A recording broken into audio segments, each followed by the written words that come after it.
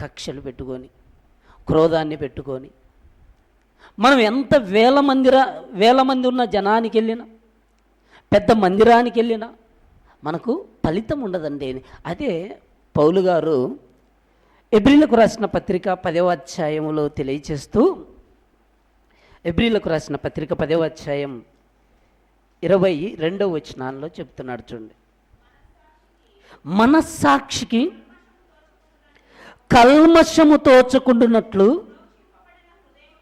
ప్రోక్షింపబడిన హృదయము గలవారమును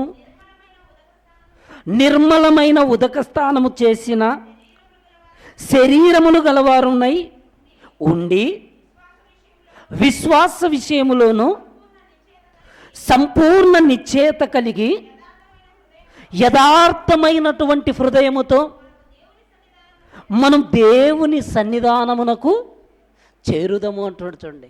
మనం ఎలా చేరాలంటే మనస్సాక్షికి కల్మషం తోచకుండానట్లు. మన మనస్సాక్షి మన మీద దోషారోపణ చేయకూడదు. మనం దేవుని మందిరానికి వెళ్తున్నప్పుడు మన మనస్సాక్షి మన మీద దోషారోపణ చేయకుండా మనం ఆయన సన్నిధిలో జీవించినట్టయితే మనం ధన్యులమండి. మన మందిరానికి వెళ్తున్నా మనలో ఇంకా ద్వేషము, పగ ఇదంతా ఉంటుందండి. మరలా ఇక్కడికే వద్దాం, ఒకసారి పేతురు పత్రిక దగ్గరికి వెళ్దామండి. పేతురు రాసినటువంటి మొదటి పత్రిక 2వ అధ్యాయం. పేతురు రాసినటువంటి మొదటి పత్రిక 2వ అధ్యాయం 2వ వచనం.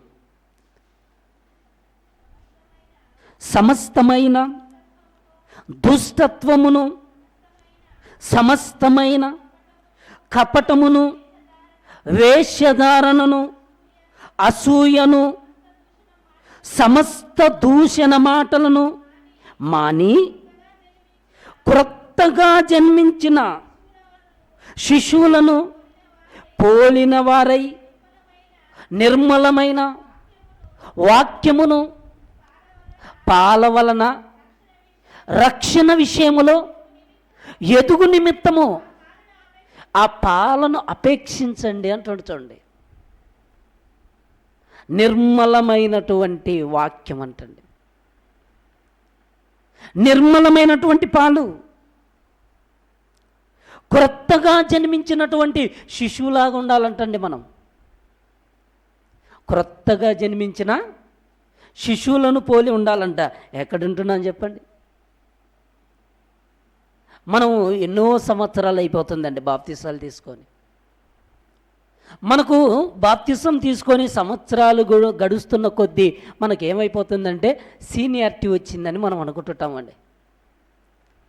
క్రొత్తగా ఎవరైనా బాప్తిసం తీసుకున్నారనుకోండి, వాళ్ళ ముందు మనం ఏం చెప్పుకుంటామంటే, నేను బాప్తిసం తీసుకొని ఎన్ని సంవత్సరాలు అయింది తెలుసా అంటామండి. మనం అంతేనా కదా, మనం అంటామండి. అంటే మనము ఎక్కువ సంవత్సరాలు గడుస్తుంది అని మనం అనుకుంటున్నాం. కానీ ఇక్కడ మనకు దేవుడు ఏం చెప్తున్నాడంటే, సమస్తమైన దుష్టత్వమును, సమస్తమైన కపటమును, వేషధారణను, అసూయను, సమస్త దూషణ మాటలను మానమంటున్నాడండి. మనల్ని ప్రభు సన్నిధిలోనికి వెళ్తున్నా మనందరితో చెబుతున్నాడండి మాట. ఏ ఒక్కరితోనో చెప్పటం లేదు. దేవుడు మన అందరితో చెబుతున్నాడు. మనం ఒక అరగంట సేపు మాట్లాడామనుకోండి, మనం అరగంట సేపులో మనకు దేవుడి గురించి చాలా తక్కువ ఉంటాయండి. మన గురించి ఉంటాయి, పక్కవారి గురించి. అందుకే దేవుడు అంటాడు, విస్తారమైనటువంటి మాటలలో దోషముండక మానదంటున్నాడండి. మనం ఎప్పుడైతే విస్తారంగా మాట్లాడినప్పుడు మరలా మనం ఎక్కడ ప్రభు దగ్గర మనం ఒప్పుకోవాలండి. మనుషుడు పలుకు ప్రతి వ్యర్థమైన మాటకు దేవుడికి లెక్క అప్పచెప్పాలండి. అది విశ్వాసులేనండి, సేవకులు కాదా అంటే విశ్వాసులు లెక్క చెప్పాలి, సేవకులు లెక్క అప్పచెప్పాలి. భూమి మీద బ్రతుకుతున్నటువంటి ప్రతి మనిషి, విశ్వాసి అయినా, సేవకుడైనా, సామాన్యుడైనా, శాస్త్రవేత్త అయినా, ఇంకెవరైనా, ఉద్యోగంలో మంచి స్థితిలో ఉన్నా ప్రాణం పోయిన తర్వాత దేవుడికి మాత్రం భూమి మీద పలికిన ప్రతి మాటకు లెక్క అప్పచెప్పాలి. లెక్క అప్పచెప్పవలసినటువంటి మనం జాగ్రత్తగా ఉండాలి. దేవుడి మాట మీద విశ్వాసం పెట్టాలి, నమ్మకంగా ఉండాలి. ఈరోజు చూడండి,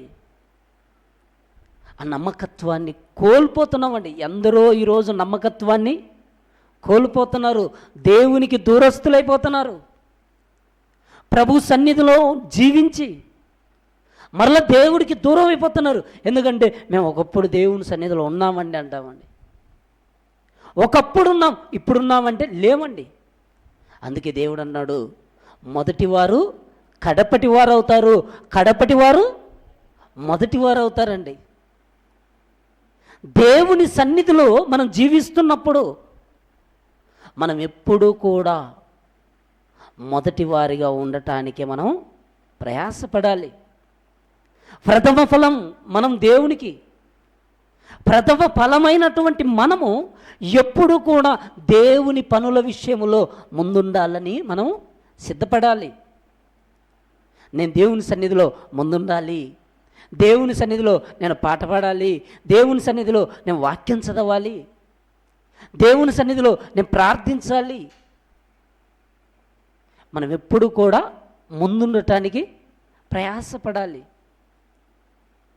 మనం ముందుంటాము, మరలా వెనక్కి వెళ్ళిపోతామంటే దేవుడు అంటాడు, మొదటివారు కడపటివారు అయిపోతున్నారు, కడపటివారు మొదటివారు అయిపోతుంటారు. కనుక మన జీవితంలో దేవుడు మనకిచ్చినటువంటి ఈ గొప్ప భాగ్యాన్ని మనం దేవుని సన్నిధిలో గడుపుతున్నప్పుడు మరలా వెనకడుగేస్తే మరలా లోకస్తులతో స్నేహం అయిపోతామండి. మనం దేమా లోకాన్ని స్నేహించి దూరం అయిపోయాడు. దేమా కదా, దేమానే లోకాన్ని స్నేహించాడు, దేవుని పిల్లలతో ఆ సహవాసాన్ని కోల్పోయాడు.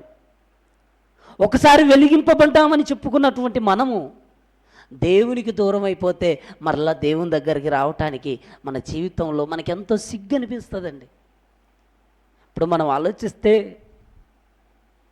చాలా వరకు మనం న్యూస్లో కానీ ఏదైనా మనం చూస్తున్నప్పుడు ఒక వ్యక్తి మర్డర్ చేశాడు అనుకోండి, తప్పించుకొని తిరుగుతున్నంతసేపు అలా ఉంటాడండి.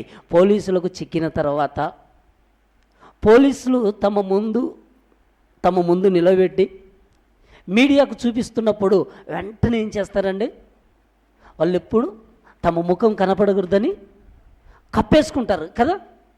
ఎందుకు కప్పుకుంటారంటే ఇదిగో తప్పు జరిగింది, సిగ్గుపడుతుంటామండి. నా ముఖాన్ని ఎలా చూపించాలి అని మనిషే సిగ్గుపడుతున్నప్పుడు మరి దేవుని సన్నిధిలో ఇప్పుడు లోకములోనే అంత సిగ్గుపడిపోతే ఇంకా దేవుని దగ్గరికి రావడానికి ఇంకెంత సిగ్గుపడతారో. అందుకే పౌలు గారు హెబ్రీలకు రాసిన పత్రికలో తెలియచేస్తున్నారు. చూడండి, హెబ్రీలకు రాసిన పత్రిక 6వ అధ్యాయం, హెబ్రీలకు రాసిన పత్రిక 6వ అధ్యాయం 4వ వచనంలో తెలియచేస్తున్నారు. చూడండి, ఒకసారి వెలిగింపబడి పరలోక సంబంధమైన వరమును రుచి చూచి పరిశుద్ధాత్మలో పాలివారై దేవుని దివ్యవాక్యమును రాబోవు యుగ సంబంధమైన శక్తుల ప్రభావమును అనుసరించిన తరువాత తప్పిపోయిన వారు తమ విషయములో దేవుని కుమారుని మరలా సిలువ వేయచు బహాటముగా ఆయన అవమానపరుచుచున్నారు. గనుక మారు మనసు పొందినట్లు అట్టి వారిని మరలా నూతన పరుచుట అసాధ్యం అంట. చూడండి, ఒకసారి వెలిగింపబడి దేవుని యొక్క వాక్యాన్ని విని పరిశుద్ధాత్మలో పాలు పంపులు పొంది ప్రభు శరీరంలోను రక్తములోను పాలు పంపులు పొందినటువంటి వారు దేవునికి దూరం అయిపోతే మరలా ప్రభువును సిలివేస్తున్నట్టేంటండి, మరలా సిలివేస్తున్నారంటండి. అలాంటి వారిని నూతన పరచటం అసాధ్యం అంట. చూడండి, మనం అనుకుంటుంటామండి, ఎంతగానో పిలుస్తుంటాం, ఎంతగానో రమ్మంటుంటాం దేవుని సన్నిధిలో ఉండాలని. కానీ వాళ్ళకు ఆ దేవుని సన్నిధిలోనికి రావటానికి వారికి ఏమనిపిస్తుంటుందంటే సిగ్గు అనిపిస్తుంటుందండి. మరలా ఎలా చూపించాలి ముఖం? మన ముఖాన్ని ఎదుటి వాళ్ళకు చూపించాలంటే మనం మంచి చేసామనుకోండి, అందరూ ఎదుట తల ఎత్తుకుంటామండి. మనం అదే తప్పు చేసామనుకోండి, ఏం చేస్తాం? తల దించుకుంటాం. మనం దేవుని దగ్గరికి రావటానికి వెలుగు సంబంధులు దేవుని సన్నిధిలోనికి వస్తారంటండి, చీకటి సంబంధులు దేవుని సన్నిధికి రారంటండి. లోకములో ఎందరో సువార్త ఈరోజు ప్రకటిస్తున్నారు, ఎన్నో సంఘాలలో ఎందరో సేవకులు, ఎందరో దేవుని పిల్లలు దేవుడి దగ్గరికి రండి, మీ జీవితాలు మార్చుకోండి, ఉన్నతంగా బ్రతకండి అని ప్రకటిస్తున్నా ఎందుకు పట్టించుకోవట్లేదంటే వాళ్ళలో వెలుగు సంబంధమైనటువంటి క్రియారూపకం లేదు. యోహాను సువార్తలో ఒక చక్కటి మాట రాయబడిందండి, బైబిల్లోనే చూడాలండి. మనం నేను ఏదన్నా చెప్పాను అనుకోండి ఇంకొకలాగుంటుంది, కానీ బైబిల్లోనే మనం చూస్తే మనకు అర్థమైపోతుంటుందండి. యోహాను సువార్త 3వ అధ్యాయం, యోహాను సువార్త 3వ అధ్యాయం 20వ వచనాన్ని చూడండి. యోహాను సువార్త 3వ అధ్యాయం 20వ వచనం. దుష్కార్యము చేయు ప్రతివాడు వెలుగును ద్వేషించునంట. చూడండి, ఏం చేసేవాడంటండి? దుష్కార్యము చేయు ప్రతివాడు వెలుగును ద్వేషించునంటండి. ఎవరిని ద్వేషిస్తాడంట? వెలుగు. వెలుగు ఎవరు? యేసుక్రీస్తు ప్రభువారండి. నిజమైన వెలుగుండెను, అది లోకములోనికి వచ్చుచు ప్రతి మనుషుణ్ణి వెలిగిస్తుంది. నిజమైనటువంటి వెలుగుగా యేసుక్రీస్తు ఈ లోకానికి వచ్చాడు. యేసుక్రీస్తు ప్రభుల వారు 33.5 సంవత్సరాలు బ్రతికినా ఆయనలో పాపమే లేదు. యేసుక్రీస్తు శరీరధారిగా ఉన్నటువంటి దినాలలో నా యందు పాపమున్నదని మీలో ఎవడు నిరూపిస్తాడు, స్థాపిస్తాడు అన్నాడు. ఇప్పుడు మనం అంటామండి, ఇప్పుడు మనం ఉన్నాం అనుకోండి, నాలో పాపం ఉంది అని చెప్పమంటే మనలో పాపం చాలా ఉంటుంది అందరు చెప్తారండి.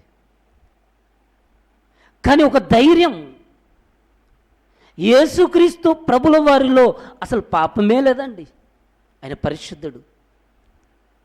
మనల్ని మీద ఎందరో మన మీదికి వేలెత్తి చూపించే వాళ్ళు ఉండరు, ఎందుకంటే మనలో నిజంగా పాపం ఉండొచ్చు. నీతిమంతుడు లేడు, ఒక్కడును లేడు.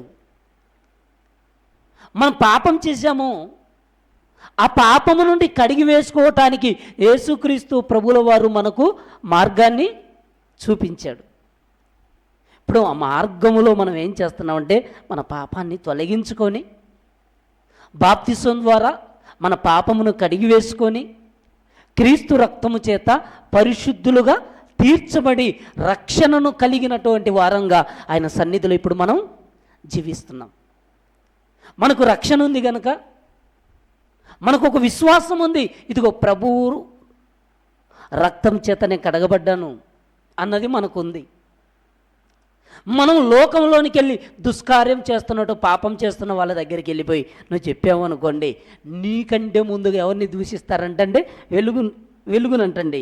దుష్కార్యము చేయి ప్రతివాడు వెలుగును ద్వేషించును, తమ క్రియలు దుష్క్రియలుగా కనపడకుండానట్లు వెలుగు దగ్గరికి రాడంట. చూడండి, ఎక్కడికి రాడంట? వెలుగు దగ్గరికి, అంటే దేవుని దగ్గరికి అండి. వెలుగు దగ్గరికి రాడండి. మనం ఇప్పుడు చూస్తున్నాం అనుకోండి, ఒక పెద్ద బండరాయి ఉంది అనుకోండి, ఇప్పుడు వర్షాలు పడ్డాయి కదండి. ఇప్పుడు వర్షాలు పడ్డాయి, ఒక పెద్ద బండరాయిని అలా పొర్లించామనుకోండి, పెద్ద రాయిని అక్కడి నుంచి తొలగించినప్పుడు ఆ రాయి కింద ఏముంటాయి? చిన్న చిన్న పురుగులు, సీమలు ఇవన్నీ ఉంటాయా ఉండవా? అన్నీ ఉంటాయండి. అవన్నీ రాయి తొలగించగానే అట్లాగే ఉంటాయా? సైలెంట్గా పారిపోతాయా? వెలుగు అనేది ఎప్పుడైతే దాని మీద పడ్డాయో మరలా ఎక్కడికి వెళ్ళాలంటే, ఎక్కడైతే చీకటి ఉంటుందో అక్కడికి వెళ్ళటానికి అవన్నీ కూడా తప్పించుకోవడానికి చూస్తుంటాయండి. ఇప్పుడు లోకంలో ఉన్నటువంటి వ్యక్తికి మనం ప్రభువుని గురించి చెప్పామనుకోండి, అప్పుడు ఏం చేస్తారో తెలుసా? మనల్ని అంటారండి, ప్రభువును దూషిస్తారు. నువ్వు చక్కగా ఉన్నావు అంటారండి, మనల్ని అంటారండి. మన మీద నిందేస్తారు. నువ్వు దేవుళ్ళు చక్కగా ఉన్నావా, నువ్వు ఉన్నతంగా ఉన్నావా అని మనల్ని అంటారండి. మరి ఉన్నతంగా మనం ఉండాలంటే ఉన్నతంగా ఉండటానికే కదా మన దేవుని దగ్గరికి వచ్చింది. దేవుడు అంటే విశ్వాసం ఉంచే కదా మనం వచ్చింది. అందుకే బైబిలు మనకు చెప్తూ, మనం చదువుకున్నటువంటి ప్రారంభపు మాట దగ్గరికి మరలా ఎబ్రీలకు రాసిన పత్రిక 10వ అధ్యాయం, ఎబ్రీలకు రాసిన పత్రిక 10వ అధ్యాయం 22వ వచనం కాంచి చూద్దామండి. మనస్సాక్షికి కల్మషము తోచకుండునట్లు ప్రోక్షింపబడిన హృదయములు గలవారమును, నిర్మలమైన ఉదక స్నానము చేసిన శరీరమును గలవారమునై ఉండి, విశ్వాస విషయములో సంపూర్ణ నిశ్చయత కలిగి యథార్థమైనటువంటి హృదయముతో మనం దేవుని సన్నిధానమునకు చేరుదము. మనం దేవుని సన్నిధానమునకు చేరుదాం అంటున్నాడు. ఎందుకు చేరుదాం? మనం ఎందుకు దేవుని సన్నిధానమునకు చేరుదామంటే, దేవుడు మనకు వాగ్దానం చేశాడండి. దేవుడు మనకు వాగ్దానం చేశాడు ఏంటంటే, నువ్వు పాపములో నుండి పరిశుద్ధంగా జీవిస్తే నువ్వు మరణించిన తర్వాత నీ ఆత్మకు నేను నిత్య జీవాన్ని ఇస్తాను అని వాగ్దానం చేశాడు. ఆ వాగ్దానాన్ని గుర్తు చేస్తున్నాడు. చూడండి, మనం దేవుని సన్నిధానంలోనికి వచ్చినప్పుడు మనకు 23వ వచనంలో ఇప్పుడు చెప్తున్నాడు, వాగ్దానము చేసిన వాడు నమ్మదగిన వాడు గనుక మన నిరీక్షణ విషయమై మనము ఒప్పుకొనిన దానిని నిశ్చలముగా పట్టుకుందాం అంటున్నాడు. చూడండి, వాగ్దానం చేసినటువంటి దేవుడు అంటండి నమ్మదగిన వాడు అంటండి. ఈరోజు మనిషి ఏమో నమ్మదగిన వాళ్ళు కాదండి. ఎందరో మనుషులున్నారు, కోట్ల మంది మనుషులున్నారు. ఈ మనుషులు నమ్మదగిన వారంటే కాదండి. దేవుడొక్కడే నమ్మదగినవాడు. దేవుని సన్నిధిలో సేవలో వెళ్తున్నప్పుడు ఎందరో ఎదురవుతారు, కానీ ఎదురైనటువంటి వారిలో కూడా నమ్మదగిన వారు ఉండరండి. పౌలు గారు తన పరిచర్యలో ముందుకెళ్తున్నప్పుడు నమ్మకస్తుల కోసం చూశాడండి. నమ్మకం. చాలామంది పెళ్ళిలో ప్రమాణం చేస్తుంటారు కదండి, లేమిలో అయినా కలిమిలోనైనా, వ్యాధి అందు ఆరోగ్యం అందు. అంటే ఆరోగ్యమున్నా ఆరోగ్యం లేకపోయినా, ధనమున్నా ధనము లేకపోయినా, అంటే మనం ఎప్పుడూ కూడా ఒకే స్థితి అంటాడండి. పరిచర్యలో పౌలు గారికి ఎందరో ఎదురవుతారండి, కానీ ఎదురైన వారిలో మరలా నాకు నమ్మకమైన వాళ్ళండి అని చెప్పుకోగలిగాడండి. కొందరి పేర్లను చెప్పుకోగలిగాడు. ఇదిగో ఈ పరిచర్యలో ఇదిగో వీళ్ళు నమ్మకమైన వాళ్ళు అని చెప్పుకోగలిగాడంటే వాళ్ళు ఎంత పనిలో ప్రయాసపడింటే చెప్పుకోగలుగుతాం చెప్పండి. ఇప్పుడు మనమండి ఒకరి గురించి వీళ్ళు నాకు ఎంతో సహకారులండి, వీరు ఎంతో దేవుని పనిలో ముందున్నారండి అని మనం చెప్పుకోవాలంటే ఊరికి చెప్పుకుంటామా చెప్పండి? మనకు ఆ పనికి తగినట్టుగా చేసినటువంటి వారిని ఎప్పుడు కూడా జ్ఞాపకంలో పెట్టుకుంటుంటామండి. పౌలు గారు అలా జ్ఞాపకంలో పెట్టుకున్నారండి. మనం ఈరోజు వాగ్దానం చేసినటువంటి దేవుడు నమ్మదగిన వాడని నమ్మటానికి మనకు కూడా నమ్మకం లేని పరిస్థితులు ఉండొచ్చండి. శారమ్మకు వృద్ధాప్యంలోనికి వెళ్ళింది. దేవుడేమో ఆకాశ నక్షత్రముల అంత సంతానం అన్నాడు, ఇసుక రేణువులంత సంతానం అన్నాడు. ఈ సంతానము దేవుడు ఇస్తానన్నాడు. ఇదిగో నాకైతే శరీరం సహకరించదు కదా, ఈ శరీరము మృతతుల్యమైపోతుంది కదా, ఈ వయసులో నేను ఎలా అని సందేహపడినా దేవుడు చెప్పిన తర్వాత ఆ మాట పట్ల శారమ్మ విశ్వాసం ఉంచిందండి. ఆ విశ్వాసం ఎలా అంటే, దేవుడు వాగ్దానం చేశాడు, ఆ వాగ్దానం చేసిన దేవుడు ఖచ్చితంగా ఇస్తాడని ఒక నమ్మకాన్ని పెట్టుకుందంటండి. హెబ్రీలకు రాసిన పత్రిక 11వ అధ్యాయం 11వ వచనంలో మనం చూస్తే కనబడుతుంది. విశ్వాసమును బట్టి శారాయు వాగ్దానము చేసిన వాడు నమ్మదగిన వాడని ఎంచుకొనెను గనుక తాను వయస్సు గతించినదైనను గర్భము ధరించుటకు శక్తి పొందిందంట. చూడండి, ఎందుకు? విశ్వాసమును బట్టి శారా వాగ్దానం చేసిన వాడని నమ్మదగిన వాడని ఎంచుకున్నదంట. చూడండి, మనం ఎంచుకుంటున్నామా చెప్పండి? మనం కూడండి, మనం నమ్ముతున్నటువంటి దేవుడు మనకున్న కష్టాలలో, మనకున్న బాధలో, మనకున్న ఇబ్బందుల్లో దేవుడు నాకు మేలు చేస్తాడని నమ్మాలండి. మనం ప్రభు సన్నిధిలో వేటినైతే అడుగుతున్నామో వాటిని పొందుకున్నామని నమ్మాలన్నాడు. నమ్ముట నీ వలనైతే నమ్మువానికి సమస్తము సాధ్యమన్నాడు. ప్రభువు గొప్పవాడండి, దేవుడు నమ్మదగినవాడు, దేవుడు పరిశుద్ధుడు. నేను పరిశుద్ధుడును కనుక మీరు కూడా పరిశుద్ధులై ఉండాలన్నాడు, పరిశుద్ధులుగా ఉండాలన్నాడు. ఆయన మార్గం నమ్మదగినది, ఆయన యథార్థవంతుడు. ఆయన పిల్లలుగా మనం కూడా అదే బాటలో నడవాలని దేవుడు కోరుకుంటున్నాడు. దేవుడేమో యథార్థవంతులుగా ఉన్నాడు, కానీ మనమేనండి ఆయన సన్నిధిలో సాగిపోతున్నప్పుడు నిజంగా మన మరణం వరకు కూడా కార్యారంభం కంటే కార్యాంతం మేలని మనం అంటున్నామే. మన ప్రాణం ఎప్పుడు పోతే మనకు తెలుసా? తెలియదు. తెలియనటువంటి మనము నిజంగా మన ప్రాణం పోయేదాకా దేవునిలో నమ్మకంగా ఉండి యథార్థంగా ఉండి ప్రాణం విడవాలన్న ఆశ అన్నది మనకుంటే మనం దేవుడి కోసం చక్కగా బ్రతకడానికి ఇష్టపడతామండి.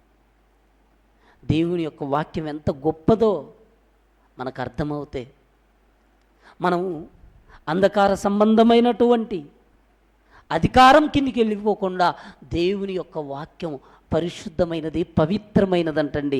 ఒకసారి బైబిల్లో మనం చూడగలిగితే కీర్తనల గ్రంథం 33వ అధ్యాయం, కీర్తనల గ్రంథం 33వ అధ్యాయం 4వ వచనాన్ని చూడండి. యెహోవా వాక్యము యథార్థమైనది, ఆయన చేయునదంతయు నమ్మకమైందంట. చూడండి, యెహోవా వాక్యము యథార్థమైనది, ఆయన చేయునదంతా నమ్మకమైందంటండి.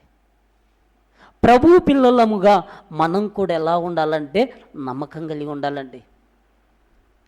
మనల్ని దేవుడు నమ్మాడండి. దేవుడు మనల్ని నమ్మాడు కనుకనే మనల్ని దేవుని సన్నిధిలోనికి నడిపించాడు. మరలా మనం వెనుక తీయకూడదు. మనం వెనుక తీసినట్టయితే అక్కడ హెబ్రీ పత్రికలో మనం చదువుకున్నాం, ఎవడైతే వెనుక తీస్తే అతని యందున ఆత్మకు సంతోషం ఉండదు అంటున్నాడు. చూడండి, మనకు సంతోషం ఉండాలంటే, మనం ఎప్పుడు కూడా దేవుణ్ణి సంతోష పెట్టాలంటే, సంఘములో మనం ఎప్పుడు కూడా ఎలా ఉండాలంటే నమ్మకస్తులుగా ఉండాలి. నమ్మకస్తులుగా ఉంటూ దేవుని యందు భయభక్తులు కలిగి ఉండాలండి. మనం ఎప్పుడు కూడా మన జీవితంలో ఒకటే అనుకోవాలండి, ఇదిగో నా మట్టుకు నేను అందరికంటే దేవుని యందు భయభక్తులు కలిగి ఉండాలి, అందరికంటే నా మట్టుకు నేను దేవుడంటే నమ్మకంగా ఉండాలి అని మనం అనుకుంటే మనం ఏదైనా దేవుడి కోసం చేయగలమండి. దేవుడి సన్నిధిలో మనం అంత ఉన్నతంగా జీవించగలమండి. మనం అనుకోవాలి అంతేనండి, నా మట్టుకు నేను దేవుని ఎడల నమ్మకంగా ఉండాలని, నా మట్టుకు నేను దేవుని యందు భయభక్తులు కలిగి ఉండాలి, నా మట్టుకు నేను అందరికంటే. ఇక్కడ 3 కనబడుతున్నాయి చూడండి, నమ్మకము, భయభక్తులు, అందరికంటే. మనం అనుకుంటే మన జీవితంలో మనం సాధించుకోగలుగుతామండి. మనం అనుకోలేదనుకోండి, మనం ఏమనుకుంటామండి, మనం మనసులో అనుకుంటే మనం దేన్నేం చేస్తామండి. మన హృదయం, అందుకండి ఇర్మియా గ్రంథంలో అంటాడు, హృదయం అన్నిటికంటే మోసకరమైంది. దావీదు అనుకుంటాడు, ఇదిగో నేను మంచం మీద పండుకొని నేను రాత్రిపూట నేను ధ్యానించుకుంటున్నప్పుడు నీ వాక్యము నాకు కొవ్వు మెదడు దొరికినట్టు నాకు ఉన్నది అని చెప్తాడు. మనం ఏం చేస్తున్నామంటే మంచం మీద పండుకొని మోసపు క్రియలు, అంటే దేవునికి వ్యతిరేకమైనటువంటి క్రియలు చేయటానికి ప్రతి మనిషి, చాలా వరకు మానవులు ఇష్టపడుతుంటారు. బైబిల్లో రాయించాడండి దేవుడు ఆ మాటలు కూడా. దావీదు గురించి రాయించాడు, మోసపు క్రియలు యోచించేటువంటి వారి గురించి కూడా దేవుడు రాయించాడు. కానీ ఇప్పుడు మనం దేవుని సన్నిధిలోనికి వచ్చాం గనక ఆ మాట మనం చూసుకోవాలండి. నెహెమ్యా గ్రంథంలో దేవుడు రాయించాడండి ఆ మాట. నెహెమ్యా గ్రంథం 7వ అధ్యాయం, నెహెమ్యా గ్రంథం 7వ అధ్యాయం 2వ వచనాన్ని ఒకసారి చూడండి. నా సహోదరుడైన అనానీకిని కోటకు అధిపతి అయిన అనన్యాకును యెరూషలేము పైన అధికారం ఇచ్చి తిని, అనన్య నమ్మకమైన మనుష్యుడు అందరికంటే ఎక్కువగా దేవుని ఎదుట భయభక్తులు గలవాడంట. చూడండి ఎంత చక్కటి మాట చూడండి. అనన్య నమ్మకమైన మనుష్యుడు అంట. చూడండి, అందరికంటే ఎక్కువగా దేవుని ఎదుట భయభక్తులు కలిగినాడంటండి. మన జీవితంలో మనం కూడా ఇదే అనుకోవాలండి. నేను కూడా దేవునికి నమ్మకంగా ఉండాలి, నేను అందరికంటే దేవుని ఎదుట భయభక్తులు కలిగి ఉండాలని మనం అనుకుంటే మన ఆత్మీయ జీవితాన్ని ఎవరండి పాడు చేయగలిగిన వారు? మన ఆత్మీయ జీవితాన్ని మనమే మెరుగుపరుచుకోవాలి. మనం ఒకటి సాధించుకోవాలంటే మనం ఎలాగైతే కసరత్తు చేస్తున్నామో, మనం కష్టపడుతున్నామో, మన ఆత్మీయ జీవితాన్ని ఇంకా వృద్ధి పొందించుకోవటానికి మన మట్టుకు మనమే, ఎవరున్నా లేకపోయినా, ఎవరు వచ్చినా రాకపోయినా, ఇదిగో నా జీవితం, నా దేవుని ఎదుట నేను నమ్మకంగా ఉండాలి, భయభక్తులు కలిగి ఉండాలి, అందరికంటే భక్తిగా ఉండాలని మనం అనుకుంటే ఉన్నతంగా వెళ్ళిపోతామండి. అలా వెళ్ళిపోతున్నప్పుడు మన గురించి ఈరోజు ఒక సేవకుడిగా మనం ఏదైనా చెప్పగలగాలంటే అప్పుడు ఎలా ఉండాలంటే గొప్పగా ఉండాలండి. దేవుని పనిలో ఎవరైతే చేశారో వాళ్ళని మనం ఏం చేస్తామంటే చెప్తామండి. పౌలు గారు కూడా తన పరిచర్యలో ముందుకెళ్తున్నప్పుడు పౌలు గారు ఎంత ప్రయాసపడ్డాడండి. తినడానికి తిండి లేదు, ఓడ ప్రయాణంలో ఇబ్బందులు పడ్డాడు, దెబ్బలు తిన్నాడు, తినడానికి తిండి లేదు, సరైనటువంటి వస్త్రాలు లేవు, ఉండటానికి ఇల్లు లేదు, ఖాళీ నడకన ప్రయాణము చేస్తూ వాక్యం ఎక్కడ కూడా బంధించబడకూడదని ఆ వాక్యం కొరకు ఎంత ప్రయాసపడ్డాడో. ప్రయాసపడినప్పుడు పౌలు గారికి ఎదురుపడ్డారండి. అలా ఎదురుపడినప్పుడు వాళ్ళ గురించి చెప్తాడండి. ఒక 2-3 గురించి చూసుకొని ముగించుకుందామండి. కొరింథీయులకు రాసిన మొదటి పత్రిక 4వ అధ్యాయం 17వ వచనాన్ని ఒకసారి చూడండి. కొరింథీయులకు రాసిన మొదటి పత్రిక 4వ అధ్యాయం 17వ వచనం. మేము క్రీస్తు నిమిత్తము వెరివారము 17వ వచనమమ్మ. ఇందు నిమిత్తము ప్రభువునందు నాకు ప్రియుడును నమ్మకమైన నా కుమారుడగు తిమోతిని మీ వద్దకు పంపి ఉన్నానంటుండు. చూడండి, పౌలు గారు చెప్తున్నారు. చూడండి,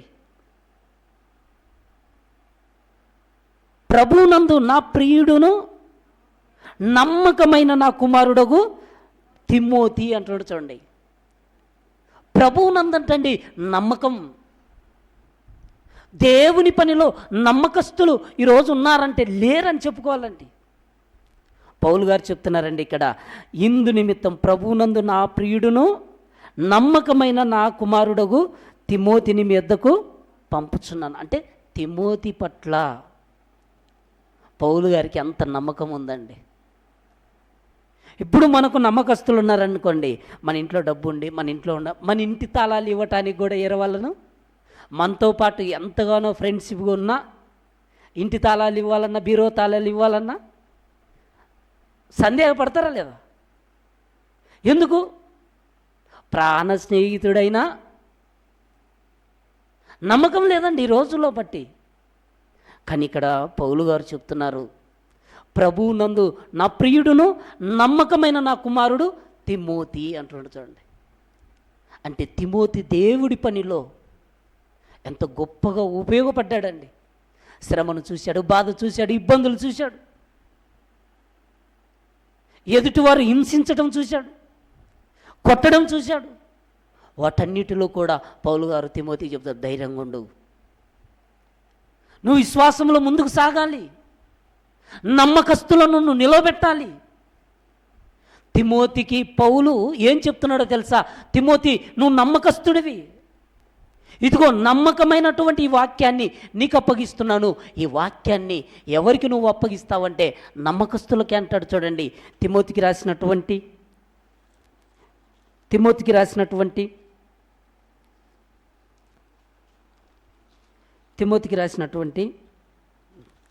2వ పత్రిక, తిమోతికి రాసినటువంటి 2వ పత్రిక 2వ అధ్యాయం 2వ వచనం. నీవు అనేక సాక్షుల ఎదుట నా వలన వినిన సంగతులను ఇతరులకు బోధించుటకు సామర్థ్యము గల నమ్మకమైన మనుషులకు అప్పగించుమంటుండ. చూడండి, సామర్థ్యము గల నమ్మకమైన మనుషులకు అప్పగించమంటుండ. చూడండి, పౌలు గారిని తిమోతి ఎంత నమ్మాడు, తిమోతి పౌలు గారిని అంతే నమ్ముతున్నాడు. చూడండి, పౌలు గారు అంటున్నాడు, నా ప్రియుడు, ప్రభువునందు నా కుమారుడు తిమోతి, నువ్వేం చేస్తావంటే నమ్మకస్తులకు అప్పగించాలి. ఇంకా తిమోతేనండి కాదండి, ఇంకా ఉన్నారు. చూడండి ఒక మాట, ఎఫెసీయులకు రాసిన పత్రిక 6వ అధ్యాయం, ఎఫెసీయులకు రాసిన పత్రిక 6వ అధ్యాయం 21వ వచనం.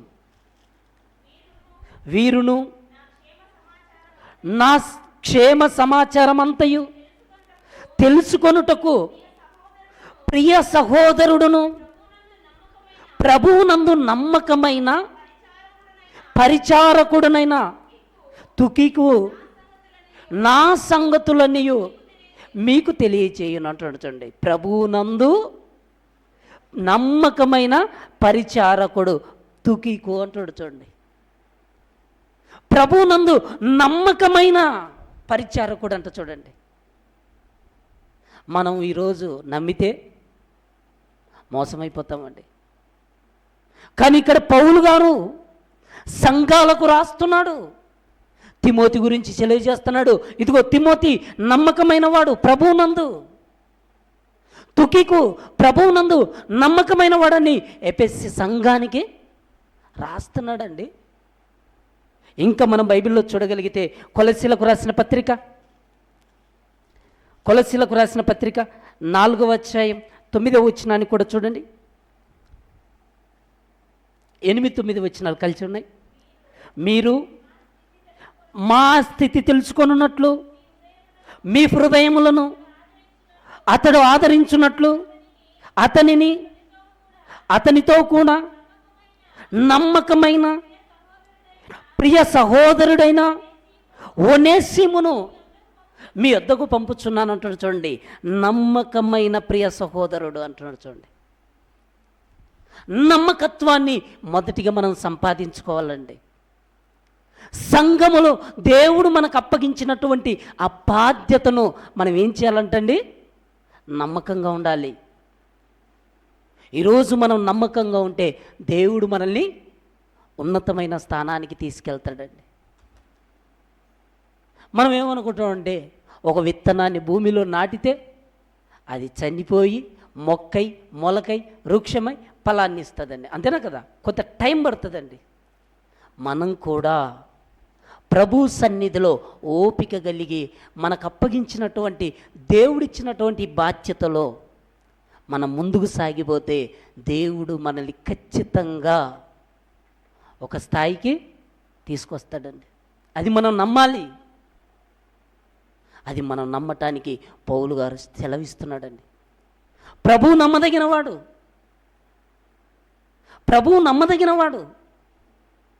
ఆ నమ్మదగినటువంటి దేవుణ్ణి మనం నమ్ముకుంటే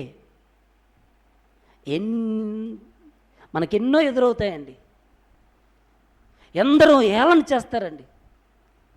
అసలు మనం దుఃఖపడేటువంటి పరిస్థితి కూడా వస్తుందండి.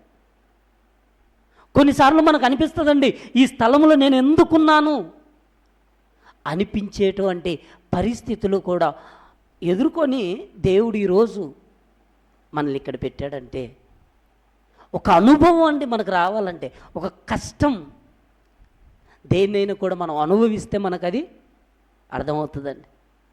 మన దాకా వస్తే మనకు అర్థమవుతుంది. మన దాకా రాలేదనుకోండి, ఎదుటివారి కష్టం మనకి ఎలా అనిపిస్తుంది అంటే చాలా ఈజీగా అనిపిస్తుందండి. కనుక మన దాకా వస్తే మనం ఎంత దుఃఖపడతామో, మనం ఎంత బాధపడతామో, మనం ఎంత వేదన పడతామో, ఇదంతా దేవుడు మనకు అనుభవపూర్వకంగా తెలియపరిచిన తర్వాత తన సన్నిధిలో మనల్ని ఏం చేస్తాడంటే స్థిరపరుస్తాడండి. మనల్ని బలపరిచే దేవుడు ఉన్నాడండి. మనకు జయమిచ్చే దేవుడు ఉన్నాడు. మనల్ని హెచ్చించే దేవుడు ఉన్నాడు. ఆ తర్వాత మనల్ని ఘనపరుస్తాడండి దేవుడు. మనం దేవుని ఘనపరిస్తే దేవుడు మనల్ని ఖచ్చితంగా ఘనపరుస్తాడండి. మనం దేవునికి నమ్మకంగా ఉంటే దేవుడు మనల్ని ఖచ్చితంగా హెచ్చిస్తాడండి. ఆయన హెచ్చింపు కావాలంటే మనం ఏం చేయాలంటే మనల్ని తగ్గించుకోవాలండి. ఈరోజు మనం నవ్వుతున్నామా? చివరికి మాట చూపించి ముగించేస్తాను. మనం నవ్వుతున్నామా? మన నవ్వుని ఏం చేయాలంటే దుఃఖానికి మార్చుకోవాలండి. మనం ఈరోజు సంతోషంగా ఉన్నామా? మన సంతోషం దేవుడి కొరకు ఉపయోగించాలి. అలా అనుకోనండి ఎక్కువ దేవుని పనిలో ఉండటానికి ఇష్టపడతాను నేను. యాకోబు రాసిన పత్రికలో ఒక మాట చూద్దామండి. చివరిగా యాకోబు రాసిన పత్రిక 4వ అధ్యాయం 9వ వచనం. యాకులపడుడి, దుఃఖపడుడి, ఏడుడి, మీ నవ్వు దుఃఖమునకును మీ ఆనందము చింతకును మార్చుకొనుడి. ప్రభు దృష్టికి మిమ్మును మీరు తగ్గించుకొనుడి, అప్పుడు ఆయన మిమ్మును హెచ్చించున్నాడు. చూడండి, మనం ఏం చేయాలంటే మీ నవ్వును దుఃఖమునకును మీ ఆనందమును చింతకు మార్చుకోండి అంటున్నారు. చూడండి, మనం ఆనందాన్ని, మన నవ్వును, మన సంతోషాన్ని దేవుడి కొరకు మనం ఉపయోగించుకుంటే దేవుడు మనల్ని ఏం చేస్తాడంటండి ఖచ్చితంగా హెచ్చిస్తాడంటండి. దేవుని సన్నిధిలో మనం తగ్గించుకుంటే దేవుడు మనల్ని హెచ్చిస్తాడు. మనం దేవుని సన్నిధిలో హెచ్చించుకుంటే దేవుడు మనల్ని తగ్గిస్తాడు. అందుకే మనం తగ్గించుకుంటే దేవుడు మనల్ని హెచ్చిస్తాడు. అప్పుడు దేవుడు మనల్ని ఘనపరుస్తాడండి. మనల్ని గొప్పవాడిగా చేస్తాడు దేవుడు. మనం దేవుడి సన్నిధిలో మనం ఉన్నతంగా ఉంటే దేవుడు మనం ఏ సంతోషాన్ని అయితే కోల్పోయామో అదే సంతోషాన్ని తిరిగి మనకు ఇవ్వటానికి దేవుడు సిద్ధంగా ఉన్నాడండి. దేవుడు సంతోషముతో ఆనందముతో ఆయన సన్నిధిలో మనకన్నీ కూడా సమకూర్చి తన సన్నిధిలో మరలా మనల్ని మేలు పొందుకునేటట్టుగా మన కుటుంబాలను దేవుడు దీవించబోతాడండి. దీవిస్తాడు. అలా దీవించాలంటే మనం ఏం చేయాలంటే నమ్మకంగా ఉండాలి. నమ్మకమైన వారు ఈరోజు లేరు. కానీ పౌలు గారి పరిచర్యలో తిమోతి నమ్మకంగా కనపడుతున్నాడు, ఒక తుకికు నమ్మకంగా కనపడుతున్నాడు, ఒక ఒనేసిము నమ్మకంగా కనపడుతున్నాడు. కానీ మనం కూడా దేవుని సన్నిధిలో నమ్మకస్తులుగా, దేవుని యందు భయభక్తులు కలిగిన వారంగా మనం ఎప్పుడు కూడా వెలుగునొద్ద దేవుని సన్నిధిలో జీవించాలని ఇష్టపడే వారంగా మనం అందరం ఉంటే మన కుటుంబాలలో ఉన్న ప్రతి సమస్యను కూడా దేవుడు తొలగించి సంతోషంతో నింపి ఆయన సన్నిధిలో సంపూర్ణులుగా సాగిపోయేటట్టుగా మన జీవితాల్లో దేవుడు మార్చబోతున్నాడు. తల్లు వంచినట్టయితే ప్రార్థన చేసుకుందాం. మమ్మల్ని మిక్కిలిగా ప్రేమించిన మా కన్న తండ్రి, నీ ఘనమైన శ్రేష్టమైన పరిశుద్ధమైన నామానికి నాయన వందనములు కృతజ్ఞతలు చెల్లిస్తున్నాం. దేవా, నీ సన్నిధిలో నాయన మా ఆత్మీయ జీవితానికి అవసరమైనటువంటి మీ మాటలను ప్రభువా మాకు తెలియపరిచావు. నిజమే నాయన, మా జీవితంలో నాయన పౌలు గారికి నమ్మకస్తులైనటువంటి తిమోతి వలె, తుకికు వలె, ఒనేసిము వలె ప్రభువునందు నమ్మకస్తులుగానైనా మేమందరము కూడా ప్రభువా నీ సన్నిధిలో నీ పరిచర్యలోనైనా మాకు కలిగినటువంటి స్థితిలోనైనా ముందుకు సాగుటకు నా తండ్రి మీరే కృపను అనుగ్రహించండి. దేవా, విన్నటువంటి మాటలు అపవాదినైనా వచ్చి ఎత్తుకొని పోకుండా విన్నటువంటి మాటలునైనా మా హృదయం అనేటువంటి పలక మీద వాటిని రాసుకొని ప్రభువా వాటి ప్రకారమునైనా ప్రవర్తించేటువంటి బిడ్డలుగా ఎందరైతేనైనా నీ సన్నిధిలో నీ మాటలు విన్నామో, ఇదిగోనైనా ఈ మాటలు ఎందరైతే వినబోతున్నారో, ఎందరైతే తండ్రి ఈ మైక్ శబ్దం ద్వారా ఈ మాటలు విన్నారో, నీ పిల్లలమైనటువంటి మేమందరము కూడా తండ్రి ఈ మాటల ద్వారా సరిచేసుకొని నీ సన్నిధిలోనైనా నమ్మకస్తులుగా భయభక్తులు కలిగిన వారంగా ముందుకు సాగే భాగ్యాన్ని మా అందరికీ ప్రసాదించమని క్రీస్తునామంలో ప్రార్థించి విడుకొనిచున్నాము తండ్రి. ఆమేన్. అందరం ఆరాధనలో ప్రవేశిద్దాం.